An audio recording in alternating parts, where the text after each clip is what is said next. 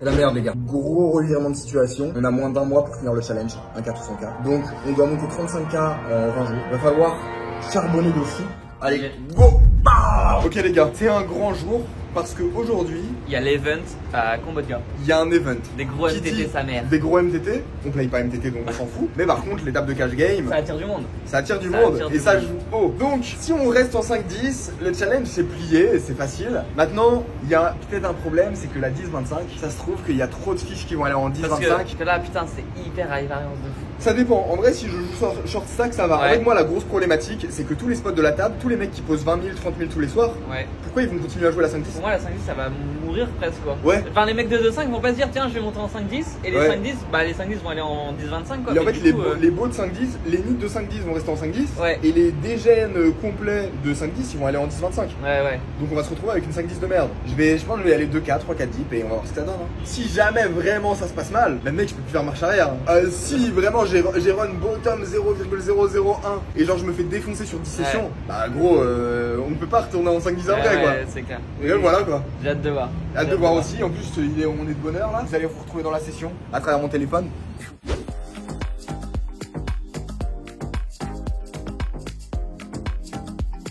Étant donné que la table va très certainement tourner en 10-25, je dépose 3000 $ sur la table. Quand j'arrive, on est 4 joueurs professionnels à la table pour un joueur récréatif, et donc les joueurs réguliers décident de ne pas lancer directement la table en 10-25, et ils préfèrent la laisser en 5-10, attendre que des joueurs récréatifs arrivent, et ensuite la tourner en 10-25 quand ils seront là. J'aurais été chaud d'aller directement en 10-25, mais bon, c'est la majorité qui l'emporte, et donc on commence la session en 5-10. Après quelques spots d'échauffement, je découvre une paire de 10 en small blind. Le joueur au bouton décide de relancer à 25. Le joueur au bouton, c'est le pote à Linus, le fou furieux du online, qui vient s'installer en live. De mon côté, je décide de le relancer à 110 $, il décide de call, et on se retrouve sur un flop 10-9-7 Rainbow. Très beau flop, très intéressant. C'est un joueur qui est très agressif, donc je décide de check, surtout que j'ai un gros bloqueur sur ses potentiels 10, donc ma main a plutôt un intérêt à check que à miser. Je check, et il décide de miser 75 $. Encore une fois, j'ai pas vraiment d'intérêt à raise, et donc je décide de call. Je call, et turn tombe un 6.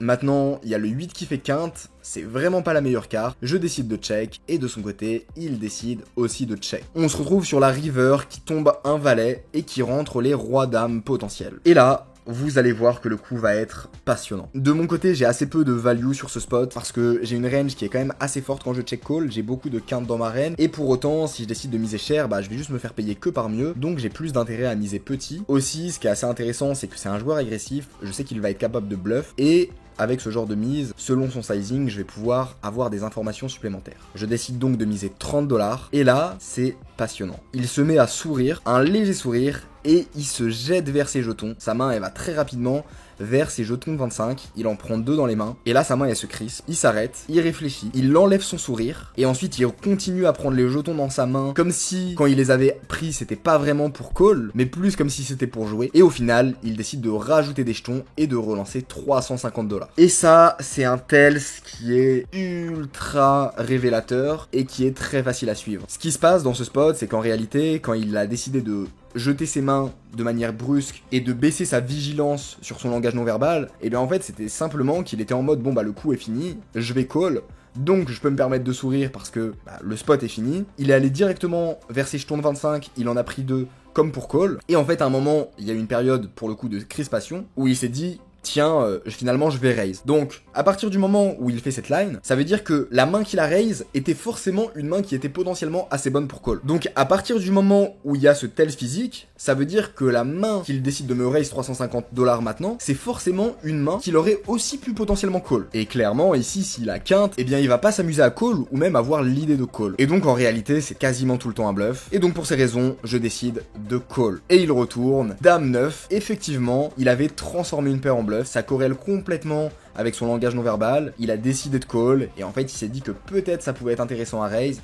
et donc il a décidé de raise. Main très intéressante, on enchaîne directement avec le spot suivant. J'ai roi dame dépareillé en grosse blinde, il y a un joueur récréatif qui vient d'arriver sur la table, qui décide de relancer 40 au bouton. Évidemment, je décide de call, et on se retrouve en heads up sur un flop valet 9-7 Rainbow. Je check, et il décide de miser 65 $, j'ai 2 overcards et une gutshot, évidemment je call, turn tombe un 5, je check, et cette fois-ci il décide de miser 70 $. C'est vraiment une petite mise, on est sur un board qui est quand même relativement dynamique. Si le mec a une double paire ou une bonne top paire, il va jamais faire ça. C'est vraiment un sizing qui peut être fait par des paires plus tirage, des mains comme 9 et 10, des mains comme valet 10 à la limite, mais on a quand même pas mal devant nous, et c'est des mains qui vont pas assumer de se prendre un gros parpaing, turn puis un all-in river. C'est un board qui a beaucoup de tirages, donc je vais jamais bluffer juste la turn, c'est toujours bluffer la turn plus la river, étant donné qu'il va avoir des paires plus tirages qui vont pouvoir call la turn et qui vont pour le coup fold à la river. On a pas mal derrière nous, donc je décide de relancer, de quoi pouvoir faire all-in tranquillement en river pour représenter un maximum de value, et donc je décide de relancer 350. Très rapidement, il décide de call, ce qui rep vraiment beaucoup des tirages, et river tombe le 10 qui nous fait quinte max. C'est une carte qui est magnifique parce que non seulement on touche quinte, mais de son côté, il a toutes les mains comme 7 et 8, 8 et 9, valet 8, qui maintenant font quinte inférieure et sur lesquels je vais pouvoir prendre beaucoup d'argent, donc je décide directement de faire all-in. Et malheureusement, il fold instantanément, donc sûrement une paire faible qui n'a pas touché. Et globalement, la session suit son cours, beaucoup de spots qui s'enchaînent, j'arrive à gagner 200, 300 dollars par-ci par-là, les tables sont vraiment faciles, même si c'est des joueurs réguliers, il y a toujours des beaux joueurs récréatifs, et j'ai des reads très précis, très solides sur les joueurs réguliers, ça me permet de les jouer assez facilement et de gagner la plupart des spots, jusqu'à ce qu'arrive un spot plus compliqué. J'ai 10 et 9 suités en small blind, le joueur au cutoff décide de relancer à 25 dollars et je décide de le 3-bet à 110 dollars. Il décide de call et on se retrouve en heads up sur un flop valet 4-4 où je touche un tirage couleur. C'est un joueur régulier, à peu près solide, c'est quand même un board pairé où sa range connecte très mal et donc c'est le genre de spot où je vais aimer mettre beaucoup de pression, surtout avec un tirage couleur comme ça va très bien marcher. Je décide de miser 110 dollars au flop, après un petit moment d'hésitation il décide de call et ensuite turn tombe un 7. C'est une plutôt bonne turn pour moi, ça ne connecte pas ses mains comme As-Roi, As-Dame, Roi-Dame, etc. Et donc, il va avoir beaucoup d'auteur-As qui vont call pour fold maintenant. En plus de ça, ça me rajoute un tirage gutshot, et donc je décide de miser 370 dollars en bluff. Et là, il se passe quelque chose d'hyper intéressant. C'est qu'en fait, il hésite un long moment. Ce qui est très intéressant, c'est que quand il hésite, en fait, il a pas l'air vraiment de réfléchir. Il a un regard très fixe sur le board, un regard qui est absolument pas dynamique, il ne regarde pas mes jetons, il ne regarde pas ses jetons, et c'est assez bizarre parce que quand t'as un tirage couleur dans ce spot et que t'hésites, en général, tu vas regarder les jetons. Tu vas essayer de voir les codes que t'as. Donc, son tanking, ça représente vraiment une fake hésitation, et ça rend la chose assez intéressante parce que pour moi, du coup, il a pas vraiment de tirage, et après ce temps d'hésitation, il décide de call. Ce qui est très intéressant ici, c'est que ça représente très peu de tirage, parce qu'avec un tirage, il aurait au moins regardé mon tapis pour voir j'ai combien de stacks, essayer de réfléchir à est-ce qu'il a les cotes ou non, et même s'il a conscience de mon tapis, c'est naturel, il aurait au moins jeté un petit coup d'œil. C'est quelque chose d'assez instinctif. Normalement, même si vous êtes sûr à 99% de savoir exactement le stack du mec, il y a toujours un petit coup d'œil qui part, surtout ce joueur-là qui a tendance à être assez actif dans ses regards. Et donc là, quand il a un regard statique, ça veut pour moi dire qu'il a soit un bluff catcher, donc typiquement une main comme Dame Valet, Valet 10, ou alors une nuts comme 4 et 5, As 4, mais en tout cas, je ne le vois jamais avec un tirage couleur, parce qu'avec un tirage couleur, il n'aurait pas eu ce langage non verbal. Ce qui est très intéressant, c'est que ça veut dire que si je touche la flush, et bah j'ai toujours la meilleure flush, et donc je peux prendre beaucoup de value, mais en même temps que si je ne touche pas la flush river, faut absolument pas bluffer parce que il n'aura jamais une couleur qui miss, ça sera toujours une paire ou un bluff catcher, enfin une main qui va potentiellement pouvoir me call. Au final, la river tombe un 3 qui ne fait pas rentrer la flush, et donc on se retrouve dans un spot où il a soit un valet, soit une main qui est potentiellement ok à call, soit une nuts directement avec un 4, et donc j'ai pas d'intérêt à bluff ici parce que je vais pas pouvoir faire fold des tirages couleurs supérieurs étant donné qu'il n'en a pas pour moi au vu de son langage non verbal, et donc je décide directement de checker et d'abandonner le spot. Face à mon check, il décide de faire all-in, ce qui confirme plutôt bien sa main, et donc je décide de fold.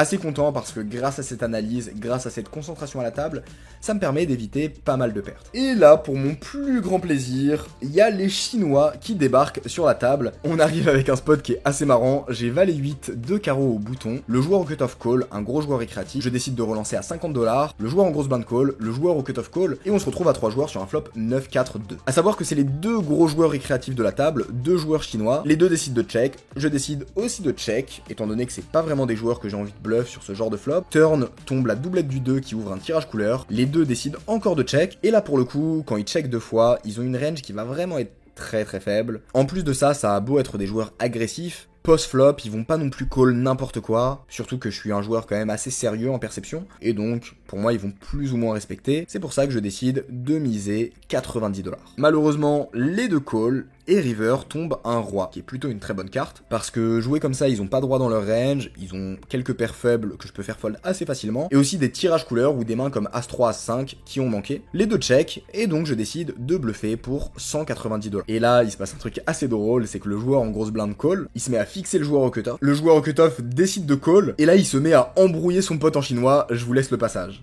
Ah, ça. Évidemment, j'ai rien compris. Si certains d'entre vous peuvent m'éclairer, surtout faites-vous plaisir en commentaire. Je sais pas du coup si c'est du chinois ou du cambodgien, je pense plus du chinois. Je sais qu'il y en a qui parlaient les deux langues, mais en tout cas, faites-vous plaisir en commentaire, je suis vraiment curieux de savoir ce qu'ils disaient. En tout cas, ça arrive souvent, c'est à moitié de la collusion parce que entre eux, ils se softplay et quand ils sont à deux dans un coup, ils ont tendance à jouer un petit peu ensemble pour battre l'autre, mais c'est pas de la vraie collusion dans le sens qu'ils se donnent pas des bloqueurs effects, etc. En tout cas, je pense pas.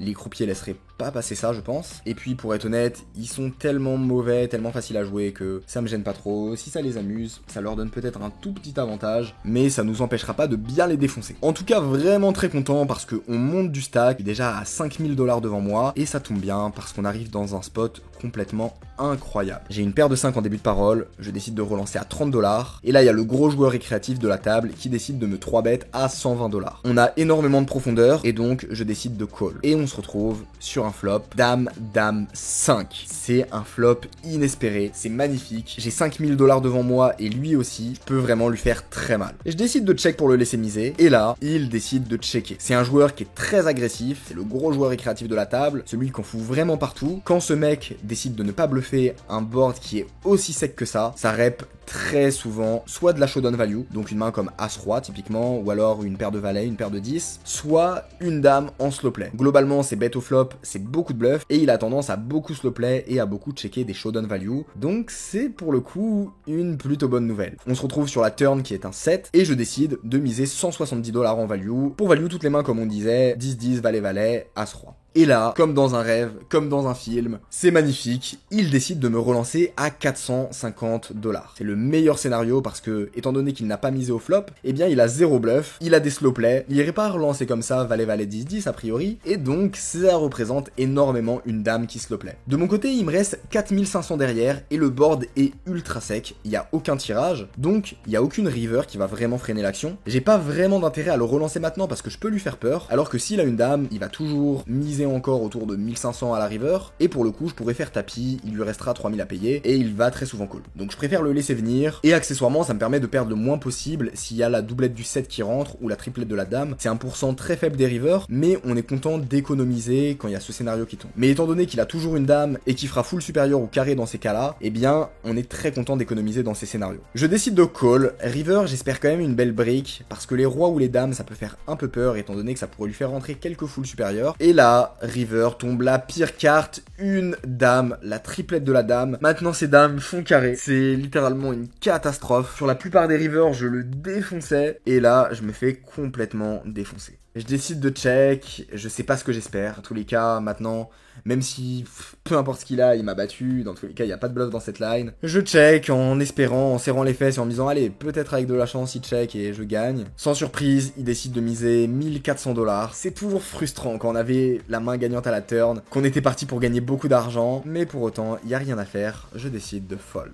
On passe de gagner 5000$ sur le spot à en perdre 600, ça casse un peu les couilles, mais ça fait partie du jeu. Les gars, j'en profite pour en parler, si vous kiffez cette vidéo, pensez à donner de la force en lâchant un abonnement et un bon like. On est sur le rush final du challenge, et ensuite il y a plein d'autres projets qui vont sortir, pensez à vous abonner pour ne rien louper. Autre chose, j'ai reçu beaucoup de messages de joueurs qui étaient un peu novices dans le poker, et donc qui ne comprenaient pas certains lexiques, donc maintenant ce que je fais c'est que dès qu'il y a un terme compliqué, eh bien je vous ajoute la définition, ça vous permet simplement de progresser avec moi en vous amusant. N'hésitez pas à me faire un retour là-dessus en commentaire, votre avis compte. Bref, malgré ce spot qui fait un peu chier, la session déroule assez naturellement, je gagne énormément de petits pots, comme vous le voyez les joueurs sont assez lisibles, assez faciles à jouer, trop large pré-flop, trop tight post-flop dans dans certains spots, bluff trop d'autres spots, et ça me permet de monter du stack très facilement et de gagner la plupart des pots. Et là, il y a un gros joueur récréatif qui arrive, pour vous dire, sur les 10 derniers jours, il doit perdre autour de 200 000 euros, quelque chose comme ça. Et donc, dès que je le vois arriver, je me décale, je lui prépare son siège sur la droite et je lui dis, content que tu sois là, écoute, viens t'installer, mets-toi à l'aise. S'il veut même, je lui fais un massage, bref, j'ai absolument envie qu'il vienne à ma droite, que j'ai la position sur lui et que je puisse rentabiliser au maximum sa présence. Ce joueur, pour ceux qui suivent les autres vlogs, c'est le jeune joueur chinois. Non, en vrai, je le taquine, mais ce gars-là, il est vraiment adorable et vous allez le voir au cours de cette session.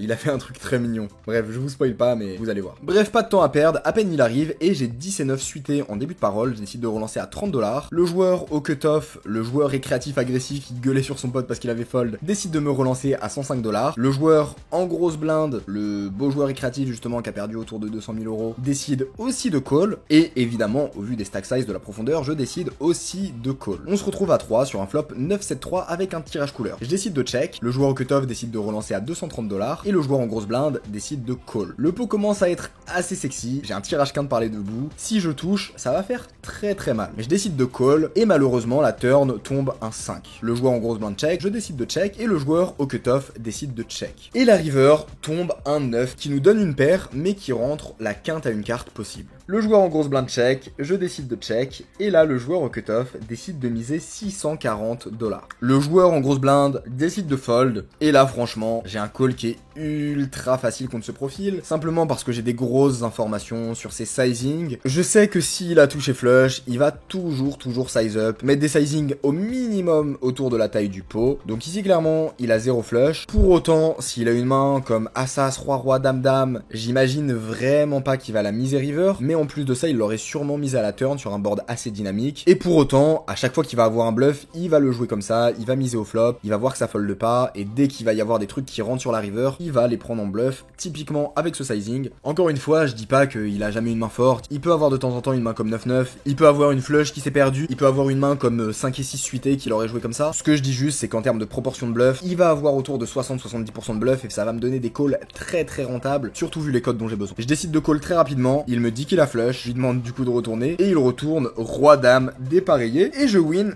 avec mon beau petit call. Quand je retourne ma main, il est bouche bée, il est en mode attends quoi, hein? C'est assez marrant parce que plus je leur fais des calls de ouf, plus je gagne des spots, plus ils me détestent. Bref, la session se passe comme sur des roulettes. Je suis en positif de plus de 4000 $ et j'ai 7200 $ devant moi. Et là, il va arriver un spot décisif, il va tout changer sur la session. Je découvre une paire d'as au cut-off et il y a une des grosses baleines de la table qui décide de relancer 75 $ en début de parole. Pour vous dire à quel point c'est une baleine, je l'ai déjà vu relancer 10 blindes en début de parole et ensuite call contre un 3 bet de genre 50 blindes avec 8 et 2 dépareillés. Maintenant que vous avez une idée de profil, vous allez comprendre que j'ai envie de relancer assez cher sans pour autant faire fold trop de mains étant donné que j'ai une main qui n'est vraiment pas fragile et donc je décide de relancer à 370 $.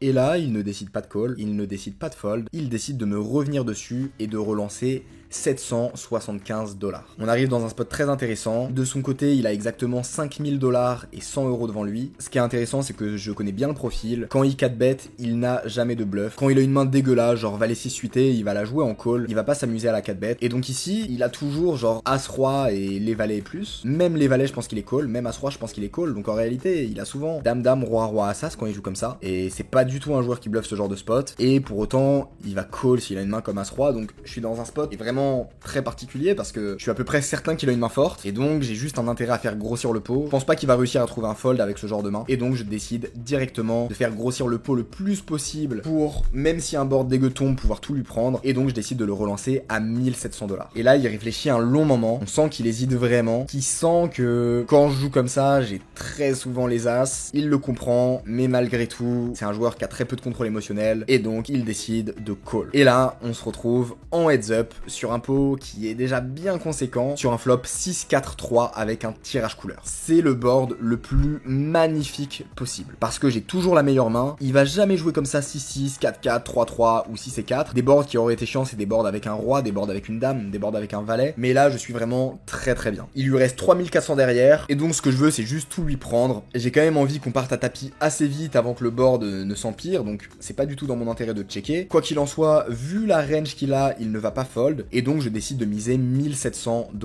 En réalité, j'aurais même pu faire all-in directement, ça n'aurait pas changé grand chose. Et là, face à ma mise, il décide de faire tapis instantanément. Évidemment, je décide de call et on se retrouve dans un pot qui fait plus de 10 000 $. J'ai pas encore vu sa main, je lui demande de run 2 fois, je répète run twice, run twice, run twice, run twice, parce que vraiment, j'ai pas envie de variance là-dedans, j'ai envie d'assurer le spot, je suis vraiment pas loin de finir le challenge 1K ou 100K, j'ai envie de prendre le minimum de risque. Il accepte de run twice et il me retourne une paire de rois avec un pic, c'est magnifique, je suis ultra favori, je retourne ma paire d'as et là, on est vraiment très bien. Bon, c'est un spot décisif, si on passe, on sera en positif d'à peu près 10 000 $ sur la session, ce qui est magnifique et on sera vraiment très proche de la fin du challenge. On arrive sur le premier board, la première turn tombe un 8 de pique, ce qui fait mal parce que ça ouvre un tirage couleur. S'il fait le runner, c'est vraiment dégueulasse, mais bon, il a encore une équité assez faible, on est encore assez relax. Et la river tombe un 9 de pique, aïe aïe aïe aïe aïe, c'est catastrophique, on perd énormément là-dessus, ça fait chier de split ce spot. Bref, je parle de split, mais encore faut-il gagner le deuxième, et le deuxième board tombe un 2, puis un 5 qui rentre la straight au board et qui nous fait partager le deuxième board. What the fuck, c'est littéralement terrible. Je vois les run-out et je suis en mode sans voix et je suis en mode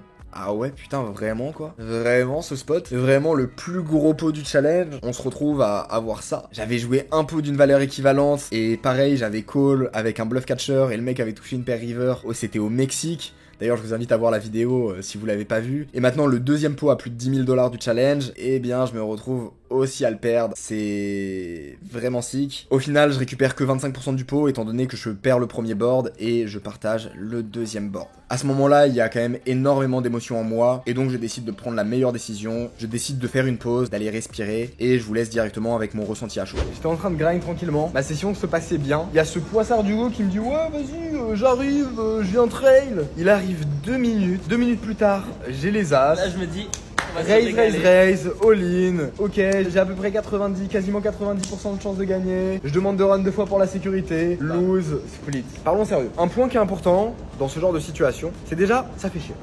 C'est chiant. Dire, oh, on s'en fout, c'est pas grave, NP, c'est hypocrite. Parce qu'en soi, ça fait chier. Donc déjà, c'est la base. La base, c'est que ça fait chier. Ensuite, c'est important d'avoir une vision de la chose où on a parfaitement conscience qu'on ne rejouera pas ce pot. Un des pièges, ça serait de se dire, ok, perdu 12 000, enfin j'ai perdu le pot à 12 000. Pour compenser mon bien-être émotionnel, il faut que je regagne un pot à 12 000. J'ai perdu X, je vais gagner X. Ouais, l'idée de se refaire quoi.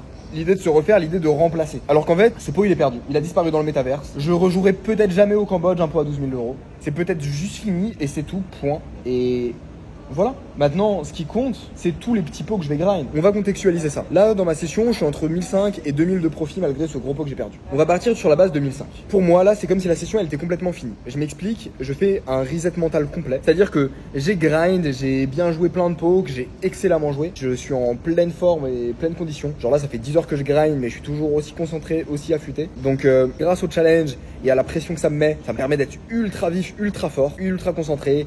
Je vois chaque tel physique, bref, je suis vraiment très chaud. Je pense que c'est mon meilleur jeu depuis que j'ai commencé le challenge 1K ou 100K. Et bon, voilà, j'ai grind, j'ai perdu ce dernier pot, du coup je suis à 1500 € de profit. Et là en fait mon seul objectif, comment je vois la chose, c'est d'essayer au maximum d'aller finir la session à 1800, 1900 de profit. À aller chercher les petits pots à 50 €, 100 €, à aller grind un peu, à en fait accumuler des petits spots que je joue bien. Parce que là c'est le challenge 1K ou 100K, là on a fait ça, hop, on a pris le down. Mais en fait ça c'est le passé. Ce qui compte sur le graphe, c'est comment on va aller de ce point là au point final des 100K. Le pot est perdu, c'est perdu, il faut faire le deuil, on le rejouera plus, on le regagnera plus, on ne pourra pas le récupérer. Tout ce qui compte maintenant, c'est de se focus sur qu'est-ce qu'on peut faire là maintenant pour augmenter les chances de réussir le challenge, qui est l'objectif final. Donc, en un mot, c'est continuer à faire ce qu'on fait, qui marche, aller sur les tables, jouer les mêmes spots aussi bien, avec la même qualité. Ça a payé depuis le début, ça paye depuis qu'on est au Cambodge. Juste continuer avec la même qualité de jeu, sans chercher à changer quoi que ce soit, sans chercher à compenser quoi que ce soit. C'est capital. Et en réalité, évidemment, ça me fait chier, mais je trouve qu'il y a aussi énormément de bienfaits extérieurs. Je m'explique, si là j'avais gagné ce pot, du coup on serait sur une session de plus 11, plus 12